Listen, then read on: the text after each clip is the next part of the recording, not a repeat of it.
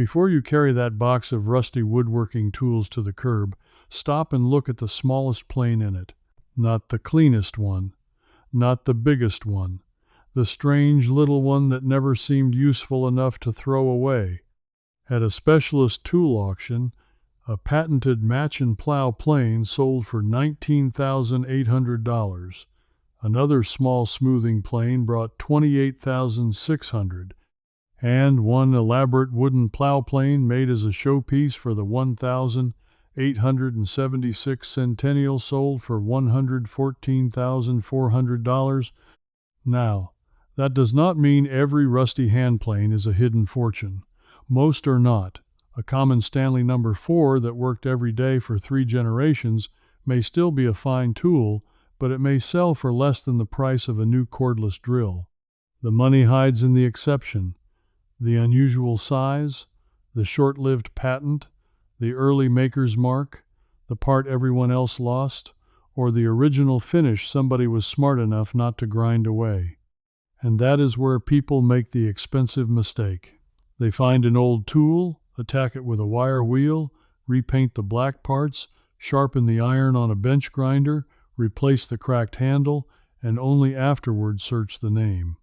By then, the evidence a collector needed may already be gone. So leave the rust and dirt alone for the moment. Photograph the tool from every side. Photograph every stamp, casting number, patent date, and owner's mark. Keep the loose cutters, screws, fences, boxes, and paper instructions together, even if they look unrelated. A missing piece can reduce value, but a forgotten piece in the bottom of the chest can restore it. These are 15 old woodworking tools worth checking before you sell, clean, or discard them. We will begin with objects that still turn up in ordinary garages, then work toward the rare patented tools that collectors have paid 5 figures to own. And the tool at number 1 looks so much like an over-decorated wooden plane that an uninformed person could dismiss it as a homemade curiosity. Number 15. The brass-backed tenon saw. Old hand saws often get judged by one question: is the blade rusty? Collectors ask a different set of questions. Who made it? Is the maker's stamp still readable? Is the handle original? Does the brass back carry a name? And is the saw an ordinary survivor from a huge factory, or an early product from a maker whose work almost disappeared? A back saw has a stiff strip of brass or steel folded over the top of its thin blade. That rigid back helped a cabinet maker make the controlled, accurate cuts needed for tenons, dovetails, and fine joinery. Many are useful and affordable, but an early name can transform the same familiar shape. One documented auction included a brass-backed tenon saw stamped I. Atkins and Company of Bristol, Connecticut.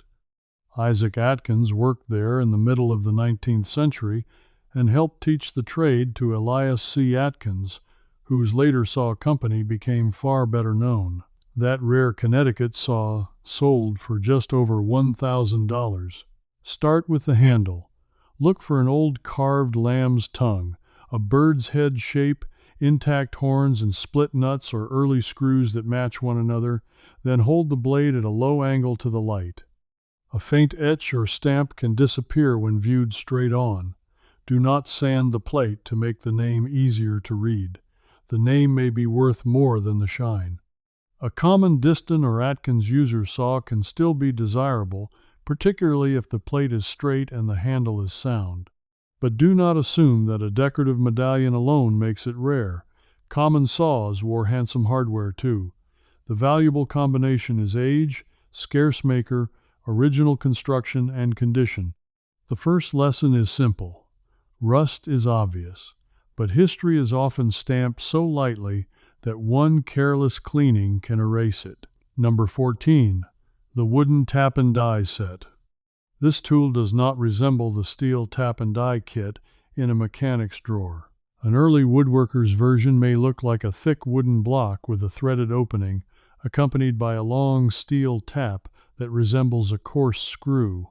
Its job was to cut large wooden threads for workbench screws, clamps, presses, and furniture.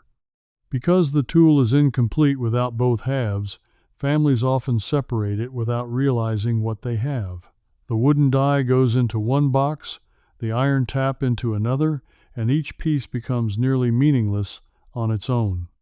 A collector looks for the matching diameter, maker's mark, unbroken cutter, clean internal thread, and the original guide or handle. At one specialist sale, a rare 2.5-inch woodworking tap and die by Moon of Lincoln's Infills sold for more than $600. That result is not a promise for an unmarked set.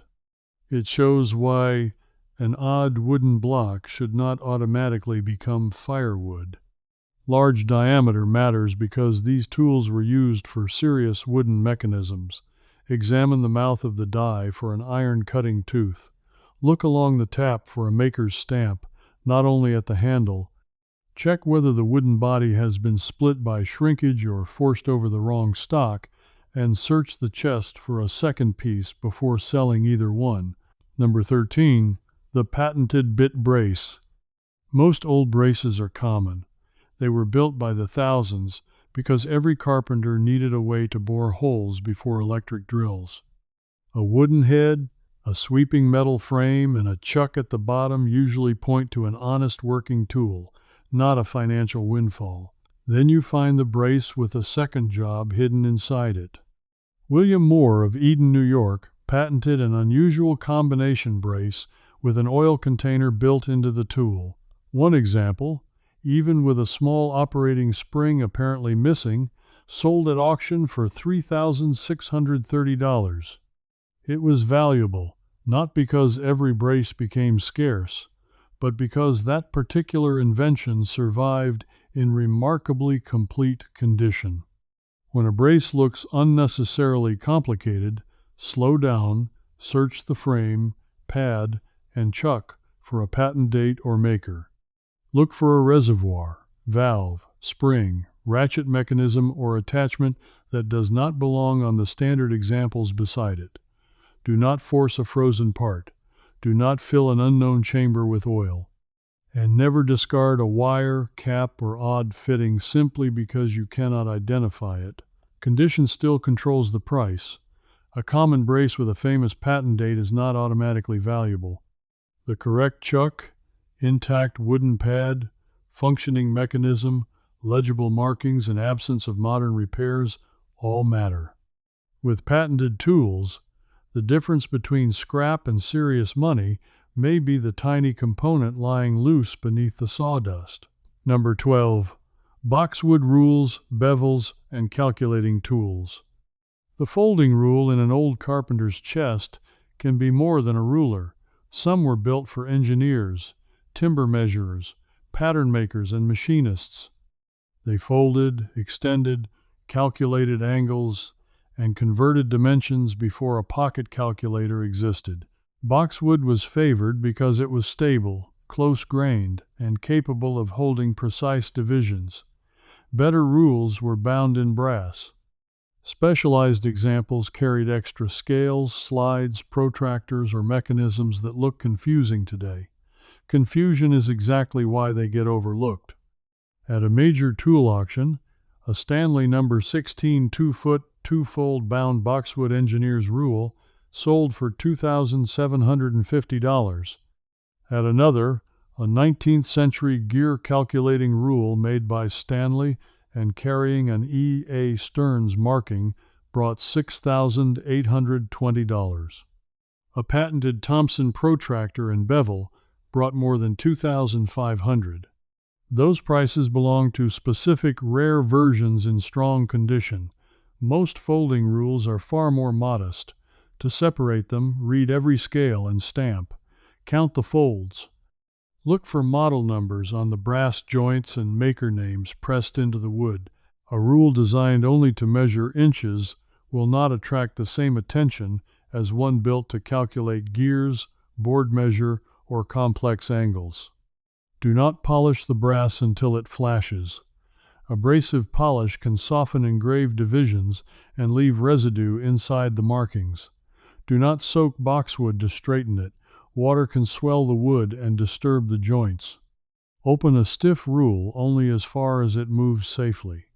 The value of a measuring tool depends on the very marks an enthusiastic cleaning can erase. Number 11. Matched molding planes. These are the long wooden blocks that often sit in rows above an old bench. Each one has a wedge, an iron, and a sole cut into a particular profile. Before powered routers and shapers, a cabinet maker needed different planes to cut hollows, rounds, beads, ogis, rabbets, and decorative moldings. One common plane may bring little. A matched pair, a graduated set, or a rare complex profile can be a different matter. The number stamped on the heel may identify the radius or sequence. The maker's mark at the toe may identify a short-lived shop. Owner's marks can show that planes stayed together as a working chest. Turn the plane over without removing the iron. The shape on the sole tells you what it cut. Then look at both ends for stamped names. Early American makers, scarce towns, unusual profiles, and crisp marks tend to interest collectors. A deep, uneven sole may show that repeated truing altered the original profile. A wedge from another plane may fit badly and lower completeness. The greatest mistake is breaking a set apart. 20 similar wooden planes may look like duplicates, but they may be a deliberate progression from narrow to wide. Lay them in order. Compare the numbers, lengths, wedges, and owner's stamps. Search for left and right pairs used to create matching shapes. Some individual plow and molding planes by rare makers have sold in the thousands. One James Silcock plow plane with a sharp brass maker's label brought $2,640 at a documented sale. Yet, ordinary unmarked molding planes may sell for a fraction of that.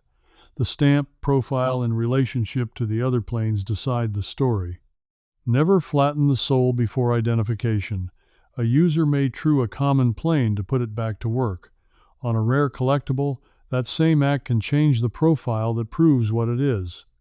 Sometimes the safest first restoration is no restoration at all. Number 10. The complete combination plane. Open an old wooden box and you may find a nickel-plated frame surrounded by narrow cutters, rods, fences, stops, and tiny screws. It can resemble a machine that arrived in pieces.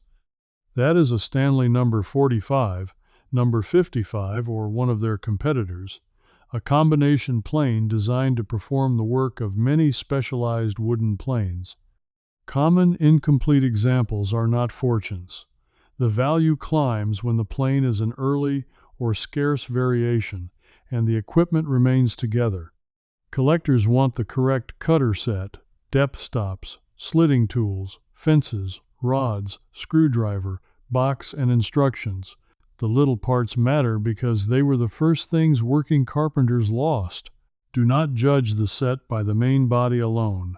Lift every tray, check paper envelopes, look beneath the cutters for a model label. Count the irons, but do not assume that more always means correct. Later owners often mixed parts from several planes. Matching finishes, correct markings, and an original fitted box are stronger evidence than a random pile of accessories. If you find only loose cutters, do not throw them away. Their unusual shapes may identify the missing body or complete a valuable set found elsewhere in the same shop. One thin slitter or depth stop can be more difficult for a collector to replace than the heavy frame that survived. Number 9. The Stanley number 87 scraper plane. At first glance, this tool looks like a hand plane assembled incorrectly. Its cutter stands steeply, almost upright, because it was meant to scrape a surface rather than slice it like a conventional bench plane. Cabinet makers use scraper planes to handle difficult grain and prepare fine surfaces. Stanley made several scraper plane designs, but rare early castings can draw serious attention. One number 87 marked Pat, a PALD 4, with nearly all of its original black japanned finish remaining, sold for $1,540 at a specialist auction. That description explains the value better than the model number alone. The patent wording indicated an early form. The surviving finish showed that the casting had not been stripped and repainted, and the plane remained an unusually clear example of how the tool originally left the factory. Look for the model number cast into the body, wording around the patent, the correct cutter and cap, and a handle that fits the age of the tool. Check carefully for hairline cracks around the mouth and screw holes. Cast iron does not forgive being dropped, and a repaired fracture may hide beneath fresh black paint. Black Japanning is not ordinary paint. On many old planes, it is part of the evidence collectors use to judge originality. If the finish is worn where hands and shavings naturally touched it, that can be honest. If every recess gleams with new enamel, the tool may have been refinished. A beautiful repaint can make a user tool attractive while making a collector example less convincing. Number 8. The Stanley number 164 low-angle plane. This one has a low profile, a broad iron set at a shallow angle, and the balanced appearance of a tool made for difficult cabinet work. Stanley offered the number 164 during a limited period in the 20th century, and auction specialists have suggested that known examples may have come from a single production run. A particularly fine example sold for $2,530. Another documented sale placed an outstanding number 164 at $3,520. That does not establish a fixed price today.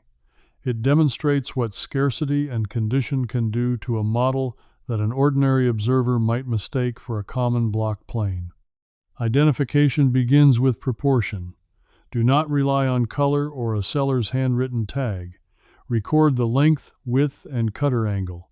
Photograph the casting marks and adjustment hardware. Compare the knob, tote, and lever cap with authenticated examples. Look for repairs at the mouth because low-angle castings can be vulnerable there. The correct iron matters, so does the finish. A rare body fitted with a convenient modern blade may still interest a user, but a collector will notice the substitution immediately. Search the drawer for the old cutter before assuming it is gone.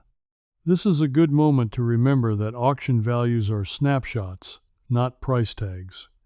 Two genuine number 164 planes can sell very differently because one has a crack, replaced iron or heavy pitting, while another retains crisp castings and original parts. The valuable word is not merely rare.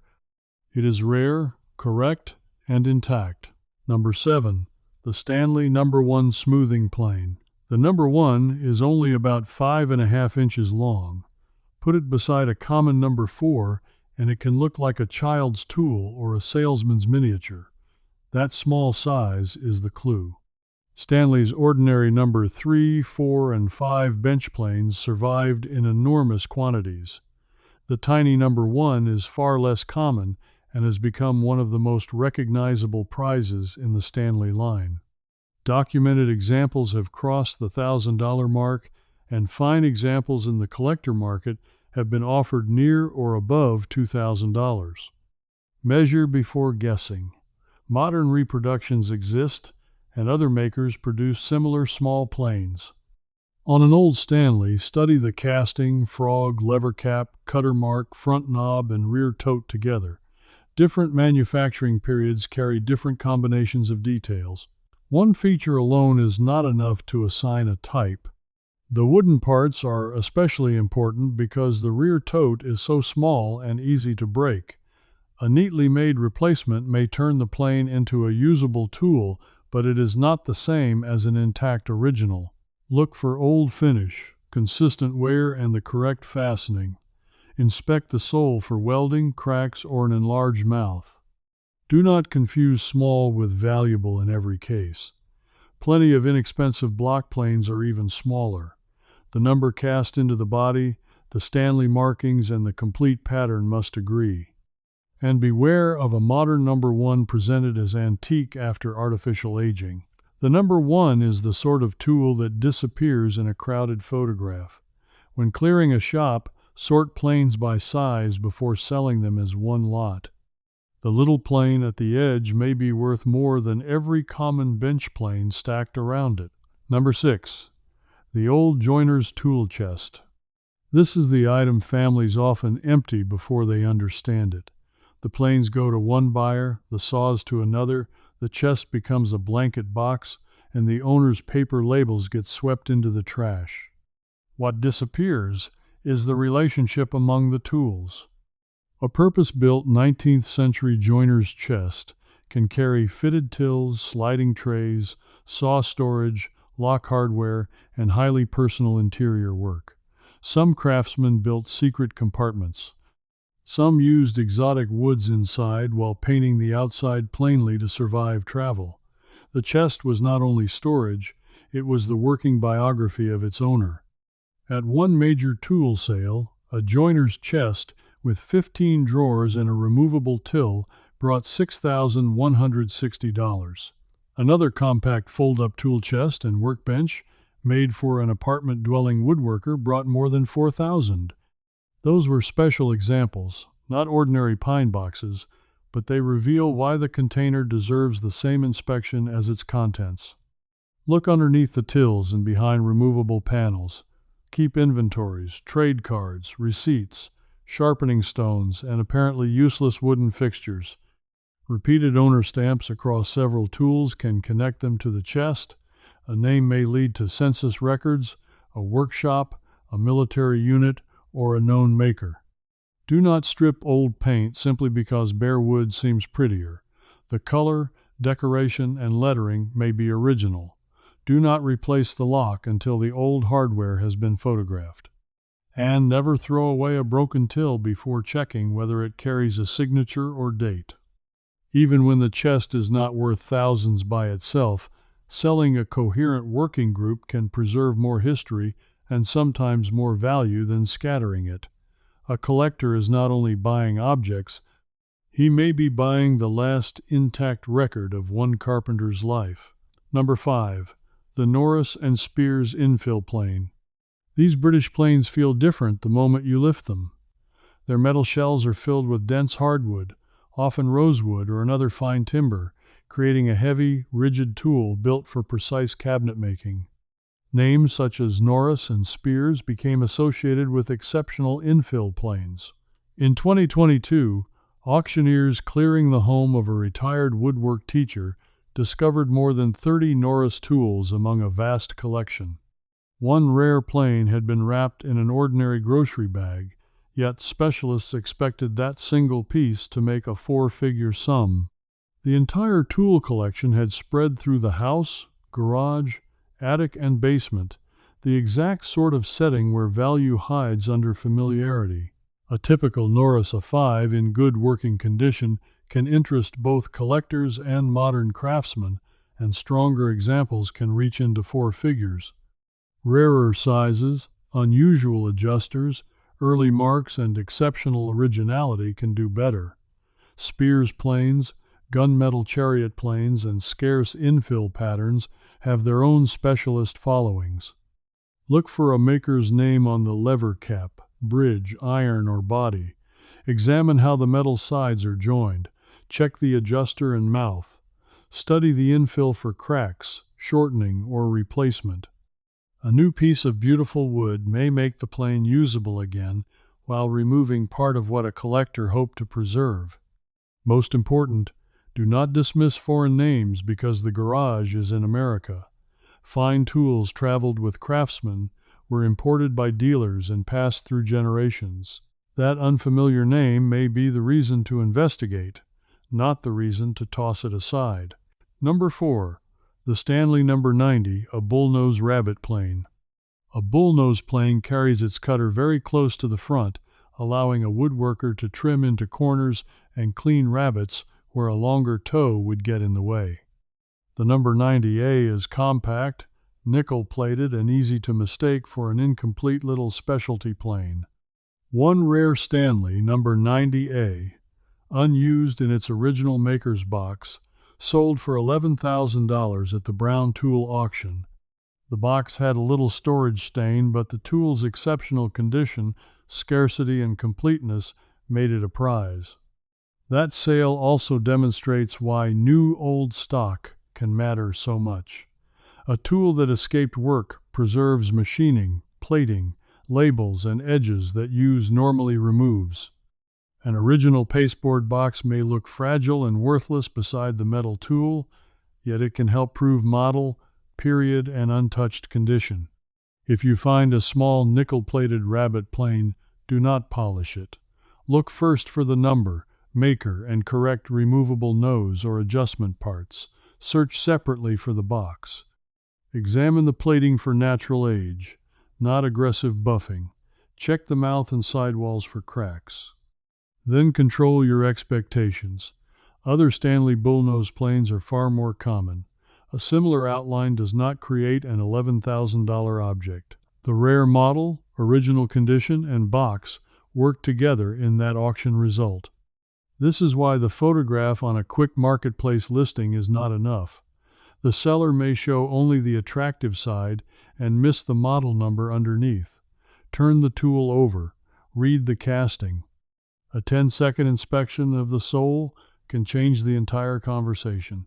Number 3. The Leonard Bailey split frame plane. Long before the familiar Stanley bench plane became a workshop standard, inventors were trying to solve the same problems: hold the cutter rigidly, adjust its depth precisely, and make a metal plane comfortable in the hand. Leonard Bailey's early work sits near the center of that story. Some of his first metallic planes do not resemble the later Stanley pattern closely enough for a casual owner to recognize their importance. Split frame and vertical post designs can look skeletal, awkward, or even homemade.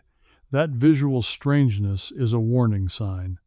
A Leonard Bailey Series C split frame jointer, made in Winchester, Massachusetts, in the late 1850s, sold for $18,700 at a documented auction. Other early Bailey planes have also brought thousands depending on model and condition.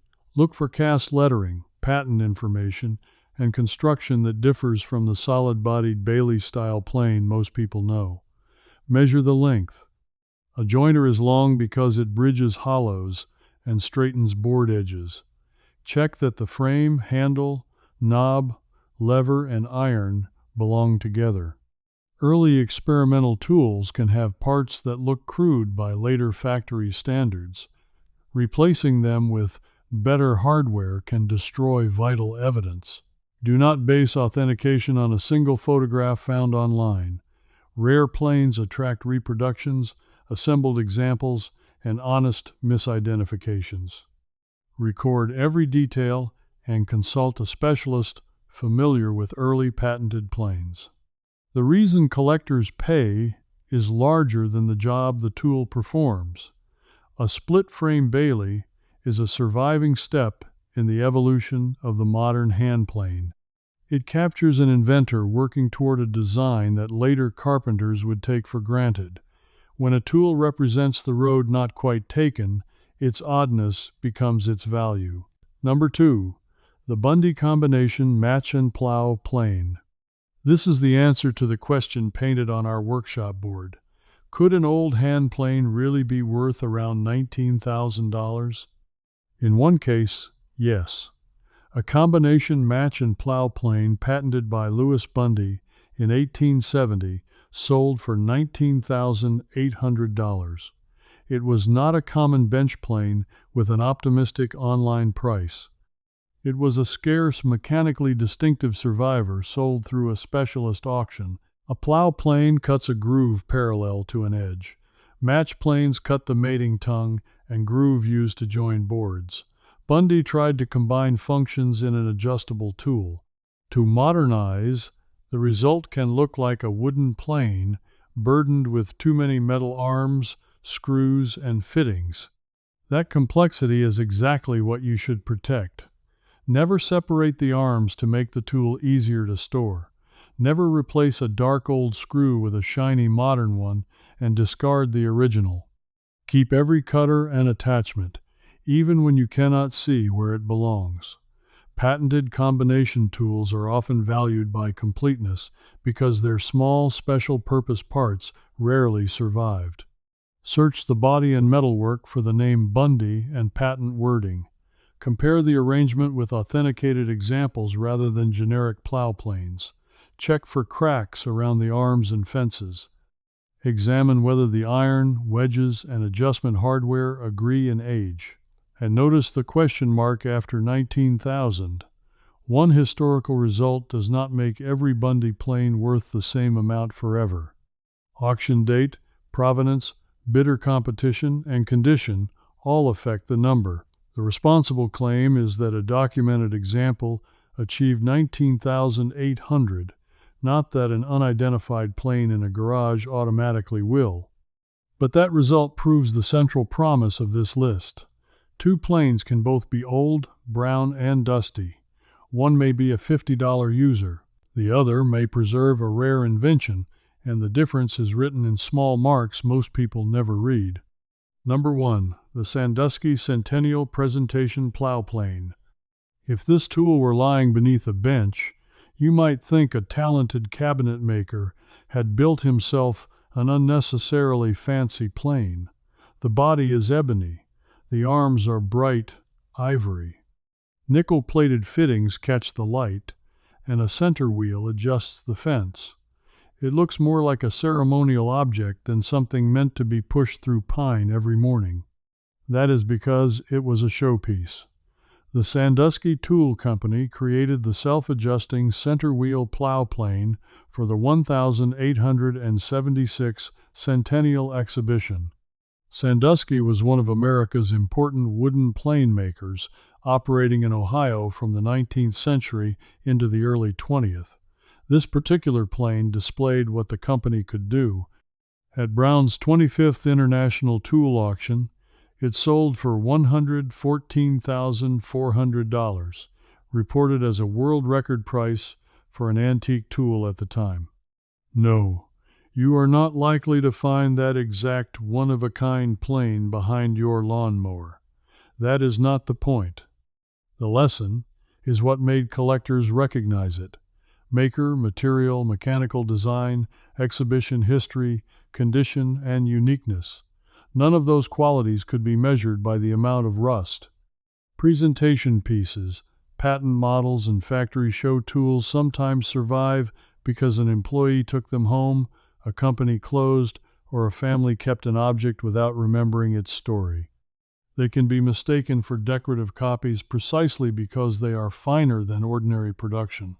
If you find an elaborate plane made from unusual wood, ivory-like material, brass, or nickel, do not assume the decoration was added later. Photograph it. Search the maker. Check family papers and labels, and be careful with regulated materials.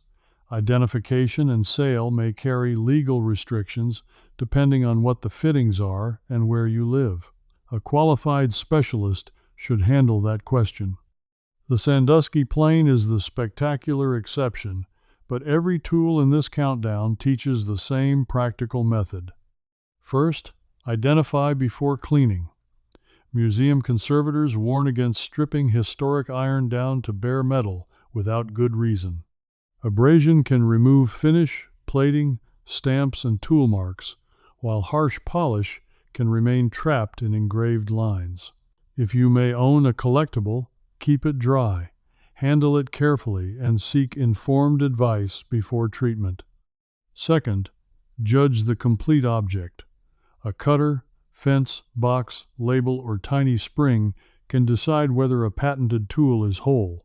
Search the entire chest and photograph the arrangement before splitting anything into lots.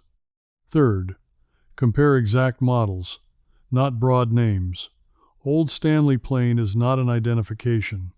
Record the number, size, casting, patent language, logo, hardware, and construction.